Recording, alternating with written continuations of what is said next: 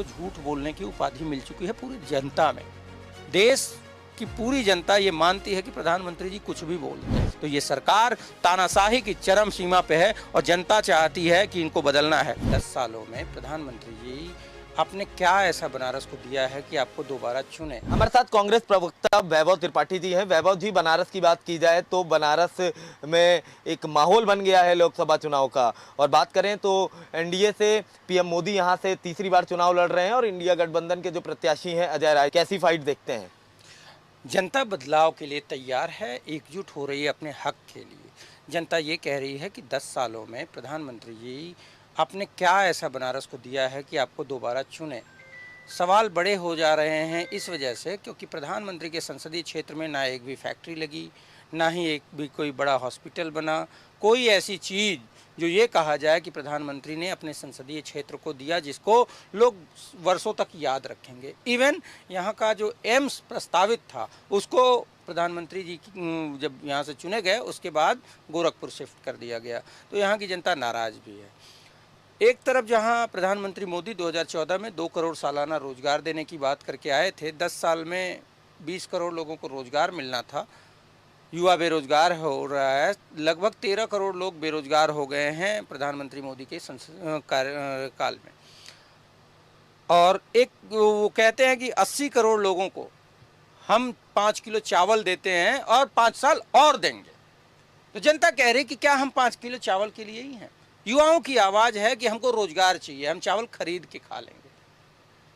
महिलाओं की आवाज़ है कि भाजपा के जो पदाधिकारी हैं वो गैंग रेप करते हैं और प्रधानमंत्री उनके अगल बगल खड़े होके फोटो खिंचा लेते हैं, उनको पदोन्नत करते हैं और उनको 2 महीने तक बचाया जाता है। जब जन दबाव होता है तब जाके उनकी गिरफ्तारी होती है। इन सभी मुद्दों पे जनता प्रधानमंत्री से सवाल करना चाहते, लेकिन प्रधानमंत्री जी जवाबदेही से भाग रहे हैं। जी, आज संयुक्त प्रेस कॉन्फ्रेंस की है अखिलेश यादव और मल्लिकार्जुन खड़गे जी ने। उन्होंने कहा है हमारी सरकार आएगी हम 10 किलो राशन देंगे। हाँ, देखिए, हमने फूड सिक्योरिटी बिल लाया था ना, भोजन का अधिकार जो था, 2 रुपये किलो चावल और 1 रुपये किलो गेहूँ हमने दिया था। इस वजह से दिया था कि जो गरीब व्यक्ति नहीं खरीद पा रहा है या उसको दिक्कत है तो उसको मिलना चाहिए, सस्ते में मिलना चाहिए, कोई भी भूखा ना सोए। देखिए, भारत जब आज़ाद हुआ था तो भूखमरी की स्थिति में था, सुई तक नहीं बनती थी, तो हमने देश बनाया। और जब हमारी सरकार थी, फूड सिक्योरिटी बिल में हम 25 करोड़ लोगों को वो राशन देते थे। आज मोदी जी के सरकार आने के बाद देश में वो स्थिति आ गई है कि 80 करोड़ लोग 5 किलो चावल का 10 रुपया नहीं दे पा रहे हैं। इस वजह से तो मुफ्त का देना पड़ रहा है मोदी जी को। तो इस बात के लिए प्रधानमंत्री जी को जवाब देना चाहिए कि आपने कौन सा ऐसा विकास किया जो 10 सालों में 80 करोड़ लोग 10 रुपए नहीं खर्च कर पा रहे हैं। और उन गरीबों के साथ आप कितना बड़ा छल करते हैं कि 10 रुपए की बचत कराते हैं, आप मुफ्त में 5 किलो चावल देते हैं, लेकिन उस चावल को पकाने के लिए जो सिलेंडर 400 रुपये का मिला करता था उसको आप 1000-1200 तक कर देते हैं। तो ये गरीबों के गरीबी के साथ मजाक बना के रख दिया है मोदी जी ने। जनता इस बात से नाराज़ है। मैं दावे के साथ कह सकता हूँ कि जो सामान्य लोग हैं, लोअर मिडिल क्लास के लोग हैं, किसी के यहाँ औचक निरीक्षण कर लीजिए, हर व्यक्ति का जो दूसरा सिलेंडर होगा वो खाली ही मिलेगा। पीएम मोदी तो कहते हैं कि कांग्रेस ने 70 साल देश पे राज किया और देश को पूरी तरह से बर्बाद कर दिया, और ऐसे में अगर फिर से एक बार ये गठबंधन की सरकार आएगी तो देश पूरी तरह से बर्बाद हो जाएगा। अब आपको प्रधानमंत्री जी को आईना मीडिया को भी दिखाना चाहिए कि 70 साल पहले देश की क्या स्थिति थी। खाने को अनाज नहीं थे, कोई संसाधन नहीं थे। हमने नवरत्न कंपनियां बनाई, हमने PSUs बनाए, 650 से ज़्यादा PSUs को बेचा है इन्होंने, जो हमने बनाया था। इन्होंने एक PSU बनाया हो 10 वर्षों में तो बता दीजिए, जवाब शून्य हो जाएगा। और प्रधानमंत्री मोदी जी को झूठ बोलने की उपाधि मिल चुकी है पूरी जनता में। देश की पूरी जनता ये मानती है कि प्रधानमंत्री जी कुछ भी बोलते हैं। गाँव में एक चर्चा कई जगह मैंने सुनी है कि लोग कहते हैं अरे यार कितना झूठ बोलबा मोदी हो जीवा का। तो ये वो जुमला बन गया है कि मोदी मतलब झूठ बोलना। वहीं ये चर्चा होती है कि राहुल गांधी ने चाहे पिछले 5-7 साल 10 साल में जो भी हम राज्य सरकारों में चुनाव जीते हैं, जो हमने वादे किए 100% हमने पूरा किया है।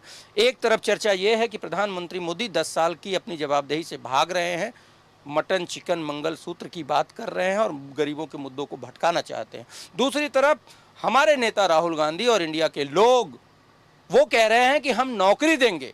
30 लाख जो पद मोदी जी ने खाली रखा था अपने 10 साल के कार्यकाल में, और बहुत सारे पदों को तो इन्होंने रद्द कर दिया। 8.5 लाख वैकेंसी रद्द करने की बात पूर्व वित्त मंत्री स्वर्गीय अरुण जेटली जी ने 2018 में कही थी, और उन्होंने कहा था राज्यसभा में कि चूंकि ये पिछले 3 सालों से खाली पद हैं इसलिए हम इसको ख़त्म कर रहे हैं और हमको लगता है इनकी ज़रूरत नहीं है। मतलब 2014 से 18 4 साल की आपकी सरकार थी, आपने नियुक्ति नहीं की और आपने ये कह दिया कि नहीं ख़त्म कर रहे हैं। तो एक तरफ इंडिया गठबंधन युवा को नौकरी, पहली नौकरी पक्की 1 लाख की अप्रेंटिस सालाना, महालक्ष्मी योजना, महिलाओं को 1 लाख सालाना दे के उनकी आर्थिक आत्मनिर्भरता को, डिपेंडेंसी जो दूसरों पे है वो ख़त्म करना है, किसानों को एमएसपी की कानून की गारंटी देना, स्वामीनाथन आयोग की तरफ फार्मूले पे, किसानों का कर्ज माफी, जाति जनगणना, हक देना, न्याय देना, इसकी हम बात कर रहे हैं। दूसरी तरफ प्रधानमंत्री मोदी जी जो बात कह रहे हैं कि मंगलसूत्र वाले बात पे एक चर्चा सामान्य सी हुई जो शहर में गांव में हर जगह आई। सबने कहा ये बात बहुत गलत की है प्रधानमंत्री होते हुए, ऐसी बात करना उचित नहीं है। मेरा सवाल ये है कि प्रधानमंत्री जी 26,000 रुपया तोला सोना था जब आप सत्ता में आए थे, आज 76,000 रुपये तोला सोना हो गया है। तो गरीब किसान मजदूर की उस बेटी के मंगलसूत्र के सोने को हल्का आपने किया है। तो सवाल तो बड़े ये हैं कि आपने महंगाई बढ़ाई है जिससे गरीब आदमी अपनी बेटी को अच्छा मंगलसूत्र नहीं दे पा रहा है, वो उसके मंगलसूत्र से सोना बहुत कम हो गया है।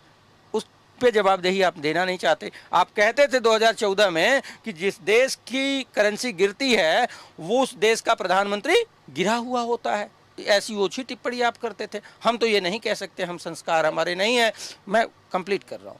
लेकिन आज की स्थिति 69 रुपए का जो डॉलर था आज 85 तक पहुंच जाता है। वहीं अफगानिस्तान की करेंसी जो भारत से नीचे थी, अफगानिस्तान की करेंसी भारत से मजबूत हो जाती है, उस पर आप जवाब नहीं देते। बांग्लादेश की प्रति व्यक्ति आय भारत से ज़्यादा हो जाती है, उस पर आप जवाब नहीं देते हैं। 70 साल की आप बात करते हैं, 2014 तक देश पे कर्जा 50 लाख करोड़ था, आज 205 लाख करोड़ है, 4 गुना कर्ज बढ़ गया है, देश कर्ज में डूबता जा रहा है। आप उस पर बात नहीं करना चाहते, सिर्फ फिजूल की बातें करते हैं और गरीबों के मुद्दों को भटकाने का काम करते हैं। अच्छा वैभव जी, क्या लगता है कि अगर अजय राय की जगह यहाँ से प्रियंका गांधी चुनाव लड़ती, क्योंकि तमाम कांग्रेस के लोग, गठबंधन के लोग भी चाह रहे थे कि अमेठी से प्रियंका गांधी चुनाव लड़े, नहीं लड़ पाई, पर बनारस से क्या लगता है लड़ना चाहिए था प्रियंका गांधी? नहीं, देखिए मैं ये मानता हूँ कि पार्टी किसको चुनाव लड़ाएगी, किसको कैंडिडेट बनाएगी, ये पार्टी का अंदरूनी मामला है। इच्छाएं होती हैं, मेरी भी इच्छा है कि मैं भी चुनाव लड़ूं, बहुत सारे लोगों की हो सकती है, लेकिन पार्टी को अंततोगत्वा निर्णय करना होता है कि किसको यहाँ से प्रत्याशी बनाया जाए। मूल मुद्दा ये है कि प्रत्याशी कौन है, ये जनता का ना विषय रहा ना जनता का विषय है। कुछ लोगों का ये विषय है और मीडिया का शायद विषय है, लेकिन मैं ये मानता हूँ कि मूल मुद्दे क्या हैं, महंगाई, बेरोजगारी, आकंठ भ्रष्टाचार, आर्थिक असमानता, महिलाओं पे अत्याचार, देश की गिरती अर्थव्यवस्था, इन सब मुद्दों पर बात होनी चाहिए और इन मुद्दों पे चुनाव होना चाहिए। अगर प्रधानमंत्री मोदी जी ने वादे के तहत 10 साल में 20 करोड़ लोगों को रोजगार दिया होता तो 20 करोड़ लोगों का जो एवरेज फैमिली साइज होता है 5 लोगों का होता है। 100 करोड़ लोग स्वाभिमान से, सम्मान से वो राशन खरीद के खा रहे होते, ना कि उनको 5 किलो चावल की लाइन में खड़ा होना होता। अच्छा वैभव जी, एक आखिरी सवाल ये जानना चाहेंगे, तमाम लोग कह रहे हैं, इस बार बीजेपी लोग कह रहे हैं कि जीत की हैट्रिक लगेगी और 400 पार, इसका क्या जवाब है? नहीं, देखिए गांव में जब रात में बच्चा गलियों से गुजरता है ना, तो जब वो डर रहा होता है तो वो कस कस के चिल्लाता है या गाने गाता है। वही दशा है भाजपा की। और 400 पार अगर मोदी जी से पूछा जाए कैसे, तो वो कहेंगे वो मैं नहीं जानता। मतलब कोई लॉजिक बात नहीं है इस बात में। सवाल बड़े ये हैं कि जनता एक तरफा एकजुट हो रही है, क्योंकि वोटों के बिखराव को जनता रोकना चाहती है। जो ये जनभावनाओं का गठबंधन इंडिया है वो जनता के भावना के अनुरूप बना है कि आप एक के बदले एक अगर कैंडिडेट उतारेंगे तो हम एक होंगे जो 35% वोट पाके एनडीए की सरकार बन जा रही है और 65% वोट बिखरने से सरकार हमारी नहीं आ पा रही है, तो हम एकजुट होंगे और 50% वोट भी एक होगा तो भी सरकार बदल जाएगी। और इस वोटों के बिखराव को रोकने के लिए जो जनता ने कमर कसी है, उस बात को देख के प्रधानमंत्री डर गए हैं और उनका हार का डर साफ दिख रहा है।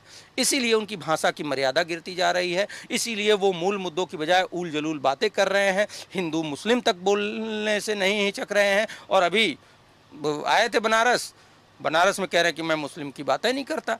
तो उनको दूसरा मीडिया की जिम्मेदारी है कि आपका पुराना वीडियो हाजीपुर में अभी बोला था हिंदू मुस्लिम, तो हिंदू मुस्लिम की जो बात कर रहे हैं प्रधानमंत्री कर रहे हैं।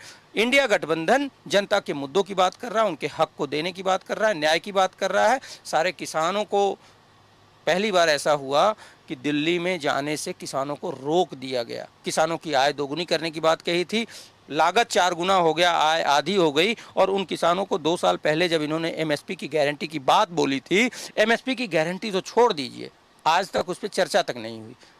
बल्कि वो जब दोबारा आ रहे थे दिल्ली प्रदर्शन करने तो रास्ते में कील ठोक दी गई। ऐसा अंग्रेजों के ज़माने में भी नहीं हुआ था। तो ये सरकार तानाशाही की चरम सीमा पे है और जनता चाहती है कि इनको बदलना है। अभी मैं बता दूं कि बनारस में बहुत सारे ऐसे लोग आए जो कि कह रहे थे कि हम चुनाव लड़ना चाहते हैं, नॉमिनेशन फॉर्म तक नहीं दिया गया, नामांकन एक्सेप्ट तक नहीं किया गया। क्यों? यही तो लोकतंत्र का हनन है। जिस बात को हम कहते हैं संविधान बचाने की बात, यही तो है। कोई भी सामान्य व्यक्ति 10 प्रस्तावक के साथ वहां खड़े होकर फीस जमा करके अपना नामांकन कर सकता था, लेकिन मोदी और योगी के प्रशासन ने लोगों को वहां जाके नामांकन फॉर्म तक नहीं लेने दिया। लोग 5 दिन, पिछले गुरुवार से लगातार लोग लाइनों में लगते थे, रोज सुबह 8 बजे से शाम, देते नहीं थे फॉर्म।